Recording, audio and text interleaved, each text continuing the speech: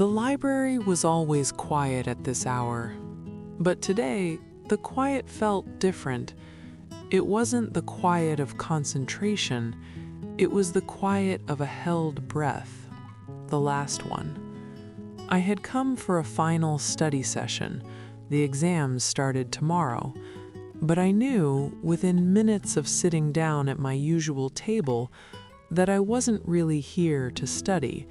I was here to say goodbye to this corner, to this light, to this particular silence. I had just opened my notebook when I saw him approaching, Mark, from my chemistry class. He had a hesitant walk, like he was moving against a current. He held his own notebook like a shield. "Ayla, hey, sorry to bother you." I looked up. I could feel my face arranging itself into a neutral, attentive expression, a mask I'd worn 1,000 times. "It's no bother," I said. My voice was softer than I intended. The room seemed to absorb it. I'm stuck on this one concept, the redox reactions. I know you're good at this. Do you have a second?" I nodded. I had a second. I had all the seconds left in this room. He sat down in the chair opposite, not pulling it all the way in, keeping a polite distance.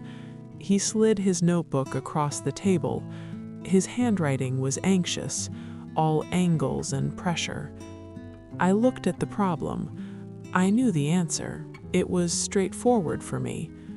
I took a breath, and I began to explain. I used simple terms. I drew a small diagram on the edge of my own notebook. I watched his face as he listened. There was a moment where his brow unfurrowed, a small, quiet click of understanding. It was a satisfying feeling, a clean, small completion. "Oh," he said. "Right, that makes sense. Thanks." "Of course," I said. He gathered his things. He stood up, the chair legs making a soft scrape against the floor, a sound that seemed too loud. "Good luck tomorrow," he said. "You too." And then he was gone, back into the stacks, towards his own table, his own last session. I looked back at my notebook, at the diagram I'd drawn for him. It was a perfect little explanation, neat, logical, contained. I closed my eyes for a second. That was it. That was the last time. The thought arrived not with a crash, but with a slow settling, like dust in the sunbeam that was now stretching across the table. That was the last time someone would come to me in this library for help. The last time I would play that specific role, the quiet girl who knows the answers, the one you can approach without fear of being judged, because I never seemed to judge. I just explained. For 3 years, this had been my ecosystem, this table, this light, this ritual, the silent exchange of knowledge, the unspoken rules. Don't sit too close. Keep your voice to a whisper. The gratitude was always in the eyes, not the words. And I realized, sitting there, that I would miss it. Not the studying, not the stress, but the clarity of it, the simplicity of the transaction. You have a question, I have an answer. We exchange them, and then we return to our separate silences. My own studying now felt impossible. The stakes were too high, and yet suddenly not high at all. The exam tomorrow would be a door.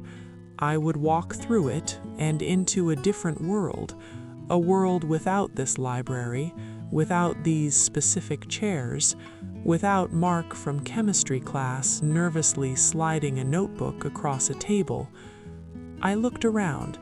The evening light was turning golden, laying long rectangles across the carpet. I could see other students in their own islands of light. The girl who always hummed under her breath was 2 tables over, not humming today. The boy who tapped his foot had his foot still. Everyone was holding their breath with me. I thought about all the questions I'd answered here, the math problems, the historical dates, the chemical equations, each one a small knot I'd helped untie. And I thought about all the questions I'd never asked, the ones that sat in my throat, about fear, about the future, about what comes after all these last times. Those questions had no neat diagrams.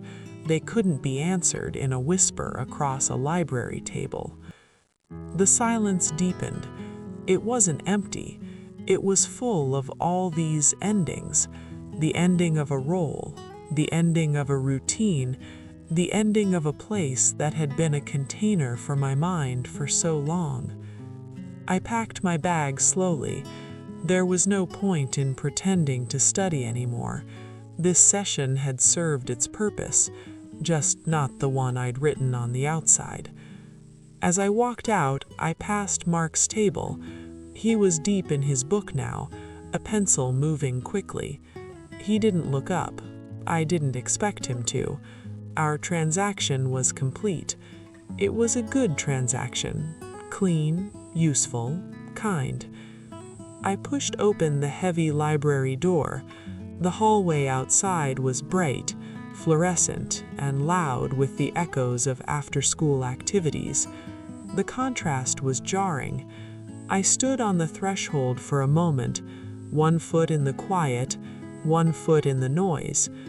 Then I stepped out, letting the door swing shut behind me with a solid, final thud. The sound of it echoed in the empty hallway. I started the long walk home, carrying the new quiet with me, a quiet that was no longer about a room, but about a change, a quiet I would have to get used to, the quiet of after.